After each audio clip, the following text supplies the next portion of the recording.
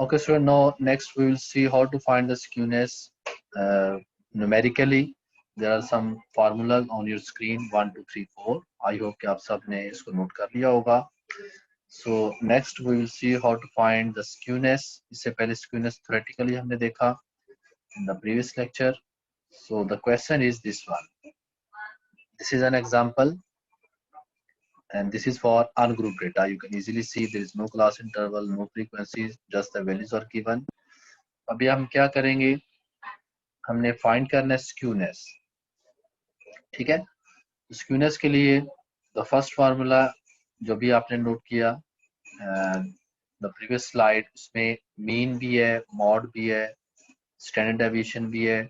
ठीक है, second formula में आप देखें मीन और मीडियन है, स्टैंडर्ड डेविएशन है. थर्ड फार्मूला में क्वार्टाइल्स आ रहे हैं, मीडियन है. और फोर्थ फार्मूला में थर्ड मूवमेंट और standard deviation. So according to all of these formulas, we need to find the values. फिर हम इसमें पुट करेंगे फार्मूलाज में और स्क्यूनेस को फाइंड आउट करेंगे. और आप ये भी देख सकते हैं कि स्क्यूनेस की वैल्यूज हर फार्मूला के लिए कहाँ से कहाँ तक लाई कर रही है. ठीक है, first to formulas from -3 to 3, third formula -1 to 1 इसकी वैल्यू आएगी, और फोर्थ फार्मूला में -2 to 2 इसकी वैल्यू हमारे पास स्क्यूनेस की एग्जिस्ट करेगी. So in this example you can see the values of x is given.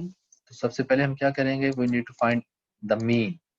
जो फर्स्ट फार्मूला उसमें हमें मीन चाहिए, सेकंड फार्मूला में भी हमें मीन चाहिए. ठीक है, तो we know how to find mean. अब यहाँ पे मैं ज्यादा डिटेल में नहीं जाऊंगा. how to find mean, तमाम वैल्यूज को सम करके टोटल नंबर ऑफ वैल्यूज से डिवाइड करेंगे. So please note down here the value of mean is 6.7556. ठीक है, ये हमारे पास मीन की वैल्यू है.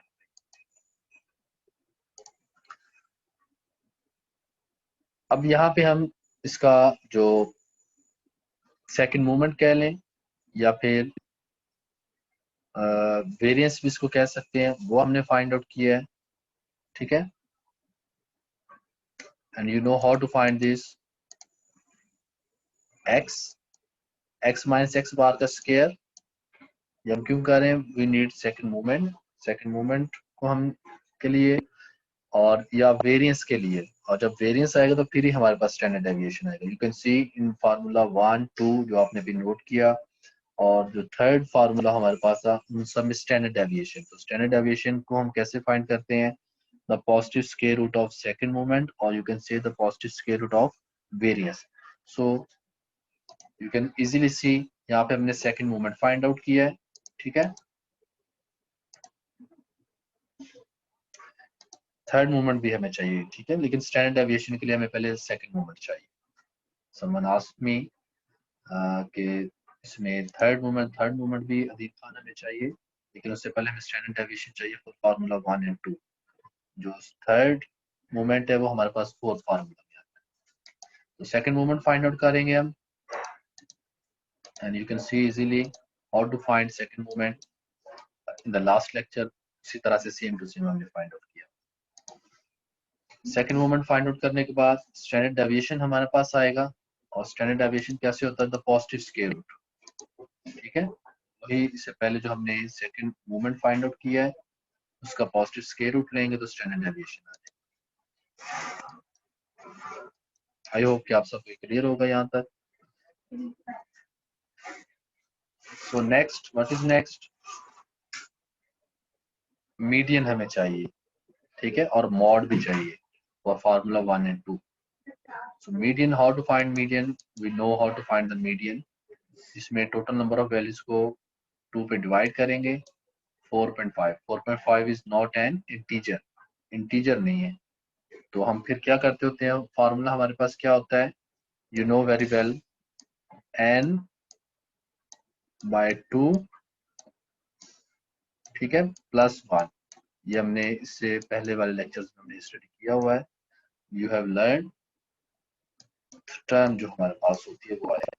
सो n/2 4.5 है, स्क्वायर ब्रैकेट में इनके पॉजिटिव जो होल इंटीजर है वो हमें लेना है. तो 4 + 1 हमारे पास क्या होगा, फिफ्थ टर्म. 1 2 3 4 5. इस डेटा को आपने रीअरेंज भी करना है in ascending order from smallest to greatest value की तरफ. आप देख सकते हैं डेटा को हमने अरेंज किया हुआ है. 4.9 हमारे पास मीडियन आ जाएगा. you know about this and you have learned already कि किस तरह से हम मीडियन फाइंड करते हैं the previous lectures. तो यहाँ से हमारे पास मीडियन भी आ जाएगा. And next what we need, we also need mod for the second formula, but first formula के लिए जो भी हमें चाहिए, मीन भी हमारे पास आ चुका है, मीडियन भी आ चुका है, स्टैंडर्ड डेविएशन भी है. ठीक है, इन तमाम वैल्यूज को हमने पुट करना जस्ट इन द फार्मूला, और आफ्टर सिंप्लीफिकेशन यू कैन सी 1.6637 इसका आंसर आएगा. And you no this is, इसकी जो रेंज हमारे पास थी वो मैंने अभी आपको बताई थी, क्या थी, -3 टू स्क्यूनेस की -3 टू +3 वैल्यू. ठीक है, so you can easily see the answer is 1.6637. this is in between -3 to 3. तो ये इसी के अंदर हमारी जो है ना वैल्यू एग्जिस्ट कर रही है. Okay, next you can also find the skewness by using mod. जो फर्स्ट फार्मूला था उससे भी आप फाइंड आउट कर सकते हैं. यहाँ पे आप क्वार्टाइल से भी रिलेटेड बता दिया गया है, how to find this skewness by using quartile. First quartile कैसे आएगा, n/4. This is noun integer, तो क्या होता है फार्मूला उसी तरह से जैसे मैंने आपको बताया था. ठीक है, n/4 और +1 थर्ड टर्म आएगी, थर्ड टर्म हमारे पास 4.6 होगा. और यहाँ पे थर्ड क्वार्टाइल के लिए 3n/4 यू कैन सी, ये भी नाउन इंटीजर है, तो 6 + 1 7th टर्म आएगी. So what is 7th term, 9.8. ये क्वार्टाइल्स इससे पहले वाले, इससे प्रीवियस लेक्चर में you have already learn how to find the quartiles, same to same उसी तरह से फाइंड आउट किया हुआ. ठीक है, यहाँ पे कुछ डायरेक्ट इसलिए लिख दिया है because you know about this now.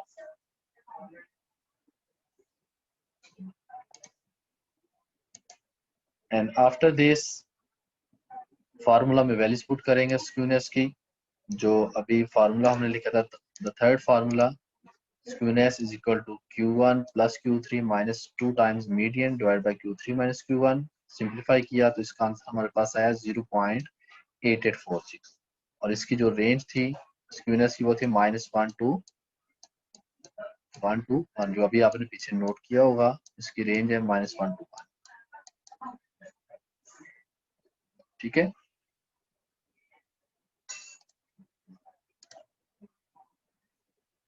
okay, now we will see how to find this skewness by using the third moment. Third moment से हम कैसे फाइंड आउट कर सकते हैं, तो उसी वैल्यूज को x को लिया थर्ड मोमेंट के लिए, x - x बार का पावर 3. ठीक है, और इससे पहले हमने अरिथमेटिक मीन फाइंड किया हुआ x बार की वैल्यू, माइनस करके उसकी पावर 3 लेंगे, और इन तमाम वैल्यूज को आप क्या करेंगे, सम करेंगे, sum of all of these values as you can see here. Third moment हम फाइंड किया इसमें, और यहाँ पे फोर्थ मोमेंट भी फाइंड आउट किया हुआ है as you can see. After completing this table, जिसमें थर्ड और फोर्थ मोमेंट हमने फाइंड किया है, स्क्यूनेस का जो फार्मूला उसको हम यूज करेंगे. This one skewness m3 divided by standard deviation की पावर 3. ठीक है, this is also another formula. यहाँ पे there are many four formulas जो भी हम देख रहे हैं. So in this case the skewness is equal to 0.5374, और जो अभी हमने केस देखा इसकी वैल्यू किस में एग्जिस्ट करनी चाहिए, -2 to 2. स्क्यूनेस की value you can C by using this formula, values always lies between -2 to 2. So there are 4 formulas, and for every formula the value of skewness is different. और इसमें हमारे पास different जो हमारी domain है उसमें वो exist करनी चाहिए. ये अभी हमने अनग्रुप डेटा से रिलेटेड एग्जांपल किया. ठीक है, सो सेम मैं आपको एक और एग्जांपल यहाँ पे दिखाता हूँ, how to find the skewness for group data. Next इससे बाद, लेकिन इससे पहले कर्टसीज से रिलेटेड मैं आपको फार्मूलाज बता देता हूँ. How to find the kurtosis, this is also very easy to find the kurtosis. There are 2 formulas, k is equal to m4 divided by second moment square. ठीक है, और इसकी वैल्यू एग्जिस्ट करेगी between 0 to 3. If we need to find the curses by another formula, this is equal to quartile deviation. और quartile deviation क्या होता है ये हमने पहले से स्टडी किया हुआ है और इसका फार्मूला अगेन आप देख सकते हैं यहाँ पे. This quartile deviation is equal to Q3 minus Q1 divided by 2, and in the denominator there is 19th percentile minus 10th percentile.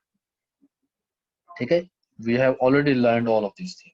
इसमें भी जस्ट आपने कर्टिसेस में इनकी वैल्यूज को पुट करके इसको सिंप्लीफाई करना होगा. और यहाँ पे जो सेकंड फार्मूला में कर्टिसेस की वैल्यू एग्जिस्ट करती है फ्रॉम 0 to 0.5, इस रेंज में हमारे पास इसकी वैल्यू आएगी. इन दोनों फार्मूलाज को भी आप नोट कर लें, how to find the kurtosis numerically formulas, जिसमें हमने देखा कि kurtosis there are 3 type: leptokurtic, mesokurtic and platykurtic. और यहाँ पे दो डिफरेंट फार्मूलाज हैं एंड दो डिफरेंट स्टैटिस्टिशियन जो थे उन्होंने ये फार्मूलाज को कर्टिसेस के लिए बनाया और इसको चेक किया नंबर ऑफ एग्जांपल और एक्सपेरिमेंट से, और ये भी चेक किया इसकी जो वैल्यू एग्जिस्ट करती है फर्स्ट फार्मूला के लिए वो 0 to 3 करती है और सेकंड फार्मूला में 0 to 0.5 एग्जिस्ट करती है.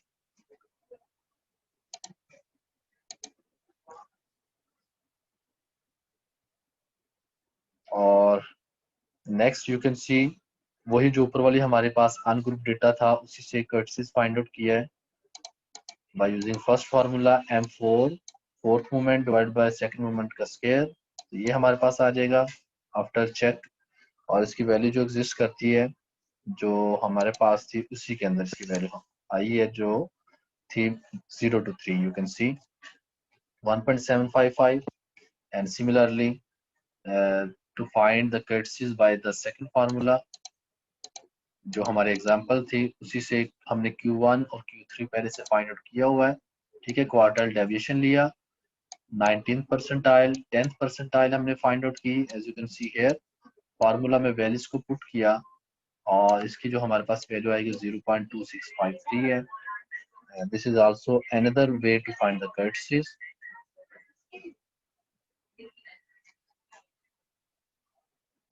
और जहाँ अब तक जो भी हमने एग्जांपल्स जो स्क्यूनेस और कर्टिसेस के लिए किया that is for ungroup data. Similarly we can also find for group data. तो ग्रुप डेटा के लिए भी हम इस तरह से इसको फाइंड आउट कर सकते हैं.